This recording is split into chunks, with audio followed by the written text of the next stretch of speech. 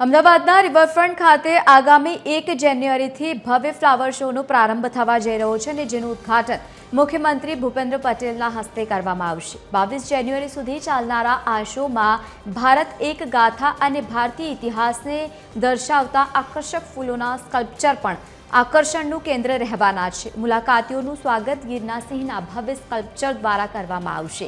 બાળકો માટે પણ વિશેષ મનોરંજન ઝોન તૈયાર કરાયા છે। ટિકિટના દરની જો વાત કરીએ તો સોમવારથી શુક્રવાર સુધી 80 રૂપિયા અને શનિવાર અને રવિવાર જે જાહેર રજાના દિવસો હોય છે તો 100 રૂપિયા ટિકિટ નક્કી કરવામાં આવ્યા છે। અને બીજી તરફ દિવ્યાંગો અને 12 વર્ષથી ઓછી ઉંમરના બાળકો માટે પ્રવેશ નિઃશુલ્ક રહેશે।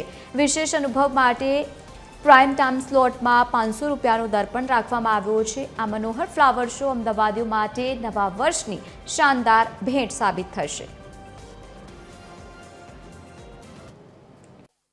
ભારત એક ગાથા થીમ હેઠળ આયોજિત આ ફ્લાવર શો 1 જાન્યુઆરી 2026 થી 25 જાન્યુઆરી 2026 દરમિયાન સાબરમતી રિવરફ્રન્ટ ખાતે આવેલા ફ્લાવર ગાર્ડન તેમજ ઇવેન્ટ સેન્ટર પાલડી યોજાશે।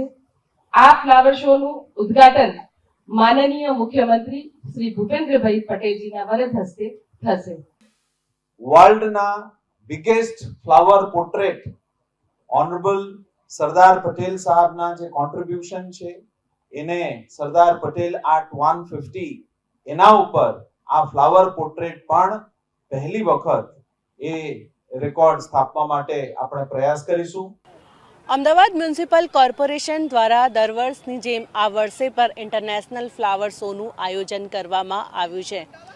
1 જાન્યુઆરીના રોજ મુખ્યમંત્રીના હસ્તે આ ફ્લાવર શોનું જે લોકાર્પણ જે છે કરાવવામાં આવશે અને હાલ આપ દ્રશ્યોમાં જોઈ શકો છો કે જે પ્રમાણે ફ્લાવર શો જે છે તેને જે છે હવે આખરી ઓપ આપવામાં આવી રહ્યું છે। ભારતની ગાથા, ભારતના તહેવારો અને ભારતના નૃત્ય તેના ઉપર અલગ અલગ જે ફૂલોના સ્કલ્પચર જે છે બનાવીને આજે ફ્લાવર શોનું ખાસ તો આયોજન કરવામાં આવ્યું છે।